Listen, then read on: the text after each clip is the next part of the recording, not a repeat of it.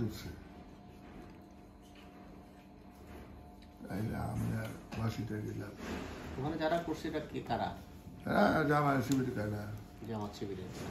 বলেন সেটা হচ্ছে আপনি ওই যে বুঝা দেন সেটা তো যে আপনি জয় বাংলার লোক এই কথাটা বুঝা দেন তবক করলেন। ঠিক সেটাই তো আমি আমি আপনার এই আমি একটু ক্লিয়ার করে দিই।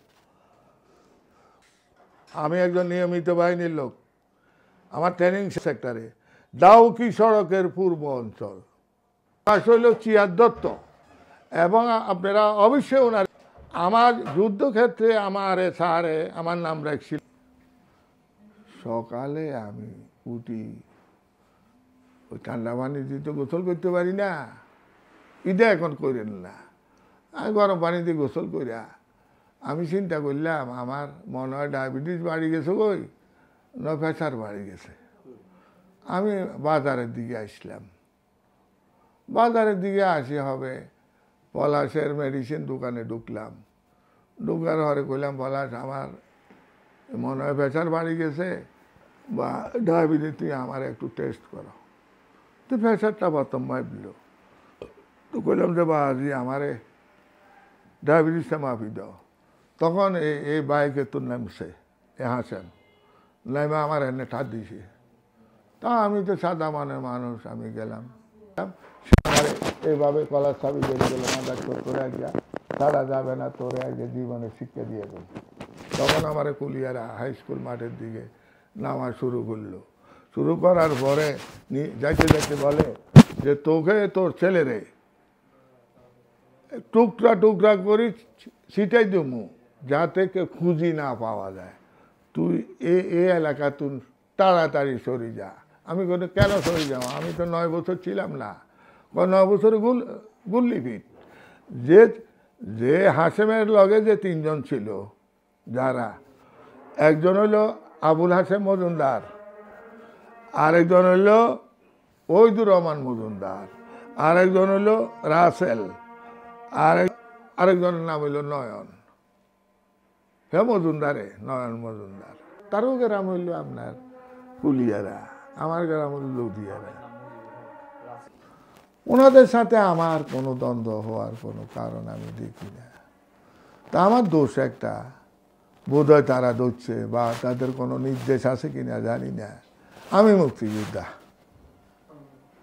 আমি মুক্তিযুদ্ধের আদর্শ ধারণ করি। আমি চোরের বিচার চাই, চোরের বিচার চাই, কিন্তু ভালো লোক ক্ষতিগ্রস্ত এটার বিরোধিতা করি। লুটেরাদের বিচার চাই। ভালো লোক যাতে এই সরকার আমলে যদি ভালো লোকেরা ক্ষতিগ্রস্ত হয়, তাহলে তারা কোথায় দাঁড়াইব, আমি কোথায় দাঁড়াবো? আমার বলছে বাড়ির থেকে বাইরে যেতে হবে 5টার মধ্যে বাইরে স্টাম্প আছে, এখানে টিপ দেয়, স্বাক্ষর দেয়, হাসেম বলতেছে এখানে স্বাক্ষর দেয়, নয় তোরে জব করে টুকরা টুকরা করে দেবো। চুরি তো বসাই দিয়েছিল। চুরির ভিডিও না আপনারা পাইবেন, হয়তো কোনো দিন আসবে।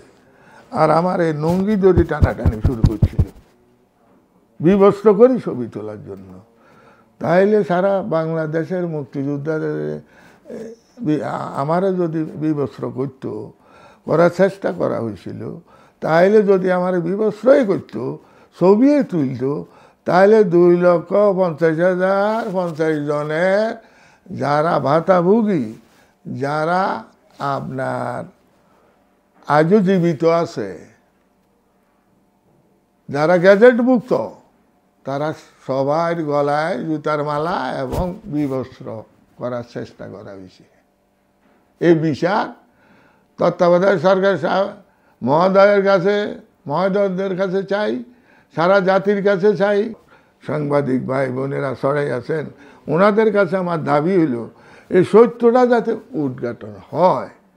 আমার মতো এ বয়সের লোকেরে কেন মাঠে শোয়ানো হইল, কেন ছটা হইল, কেন আমারে লাথি কুসা দেওয়া হইল, কেন পানিতে শুবাইবার জন্য বলা হইল, কেন ছেলেদের পাঠাই দিয়া জুতা আনলো, জুতার মালা বানাইলো, সে মালা আমার গলায় দিল।